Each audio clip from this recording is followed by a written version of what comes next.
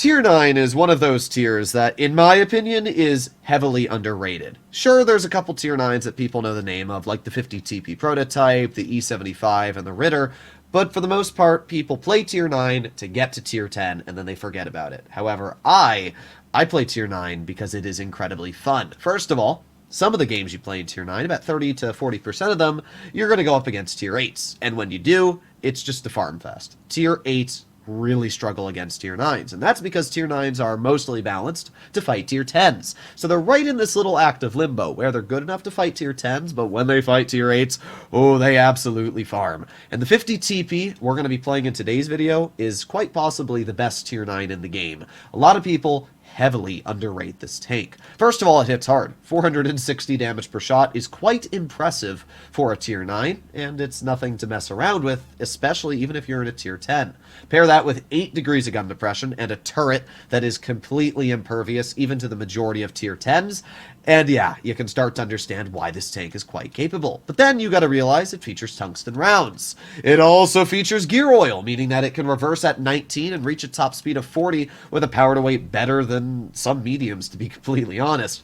And yeah, when you add all this together, plus the gun depression, it just creates an absolute monster. The only real downside of the 50 TP is that it's got pretty poor aiming time, and its dispersion isn't anything incredible, so you might miss the occasional shot here and there. But if you're hull down, this is an absolute beast. On flat ground, I will admit it's pretty poor, and this is a pretty town-based map. But thankfully, even on flat ground, you still have okay side-scraping capabilities, and better than that, you have a pretty beefy gun, so you can still trade with enemy tanks. I mean, we have the same alpha damage as the enemy IS-7, we have more than the IS-8, and the Kopf Panther, definitely a dangerous tank, but I'm not too worried. You can see the mobility here, by the way. This thing's fast. I mean, look at us go. We are easily getting up to speed here.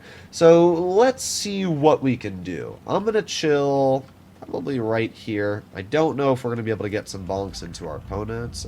There you go. Nice shot into the IS-7, but he does shoot us back. But that's not too much of a downside.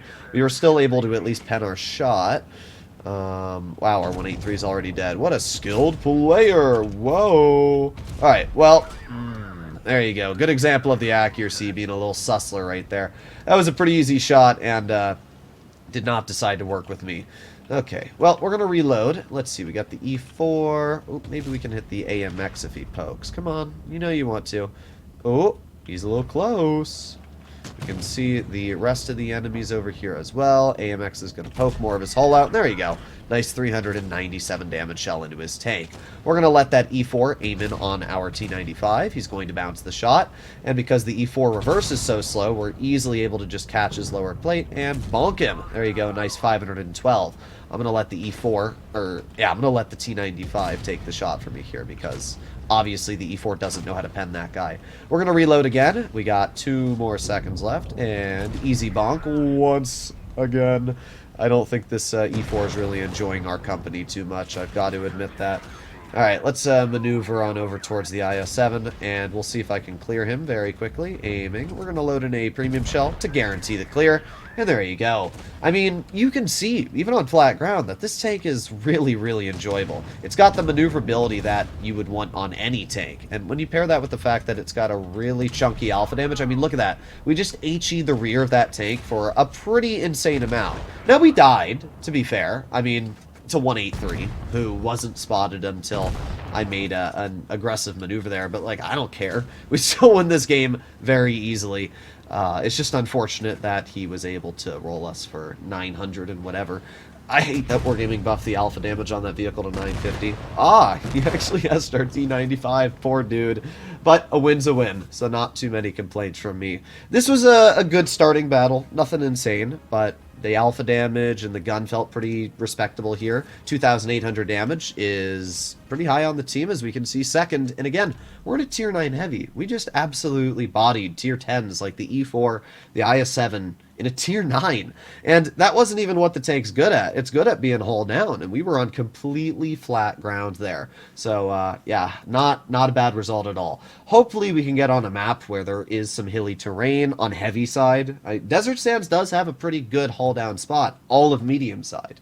The problem is you can't really work medium side unless you have a lot of mediums, and your team wants to go with you. Most of the time, that just doesn't end up happening, so it's much more beneficial to just drive your 50 TP or whatever heavy you're driving towards the heavy flank, hope that the enemy makes misplays, and then bleed them off of it. Well, this time we are up against tier 8, which is really, really nice. We are going to head up the hill. I'm going to ping for my team to go up the hill, but let's be honest, this is World of Tanks Blitz, popular MMO. And our no camo 8215 is going low. I don't know what to say. I can't.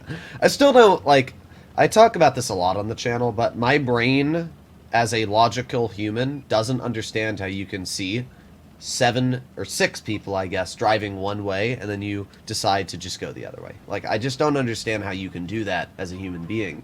Oh well. We are heading up into the front. And again, you can see the great mobility here. We easily climbed up that hill. No troubles whatsoever. Now we're going to head into mid. Alright, so let's see. Anybody here? Well, we got a T-49 off to the side. That tank really doesn't scare me, though. Bye-bye. Alright. That was a pretty fast clear. Got the Chimera off to the side, and the only thing I'm a little worried about right now is the fact that we don't have a shell, but clearly that's not too much of a problem. Chimera didn't do anything to us. I'm not going to HE him. We'll just fire standard shell. I mean, this tank hits hard, as we can see. The Chimera is going to be annoying, though. I can tell you that already, because I doubt he's going to bounce us. Yeah, and nobody on our team's going to do anything about him. So this is just one of those situations where I have to back out of the spot I'm in. Oh, well. I mean, oh, you know what? If you want to poke me, I'm just going to load a gold shell and go right through your turret. Oh, there's a 95 on my rear. I don't like that. Not even slightly. Okay. I don't know why our team can't just push this. It would make life 10,000 times easier. I have to admit that right now. But at least we get a shell into the Chimera. I'm going to back up. Ow. We get bonked again. As I said, if our KPZ just literally pushed the dude, this would be the easiest win ever. But he's making this a lot more challenging than it has to be. Well, we get bonked by this player. We're going to aim it on the Chimera, though. There you go. That was actually really, really lame. There you go. Look, our KPZ finally did what he should have done, I don't know, like 8 years ago. So now we're incredibly low. To be fair, I overpoked that BZ earlier and bled my health, but I don't know why people have such a hard time doing simple tasks. Alrighty, well, let's maneuver on up to the BZ-68. Hello, good sir. How are you doing? Well, I can tell you're not gonna enjoy that. Thank you. And now we back on up. FCM finishes off that player, and all that's left is the enemy T-95. Alright, well, he shoots the FCM. We're gonna get to his rear, and what's even better is we're gonna have a tungsten shell in just a moment, so we can HE him for 673. So this was a pretty easy game. I mean, I'm not going to say I played amazing, but we don't need to. That's what allows tanks like this to be so capable, is just kind of getting away with whatever. It's a tier 9 against tier 8s. I overpoked the Chimera multiple times. We were still able to beat him. We won, and we did 3,300 damage. I mean, what else do I need to say? The 50 TP is an insanely dangerous tank. It's got good armor, it's got great mobility, and its gun is incredible. I personally think that this is a super duper underrated tank. For the 2 games we played, we did over 3,000 damage, won both battles, and really had very little resistance overall. I mean, yeah, we got a little lucky with our team on the first game. The enemy team was pretty bad, but that second game, not a very good team, but we were still able to take advantage. So, I think this tank's great. Let me know. I'll see you in the next one. Bye-bye.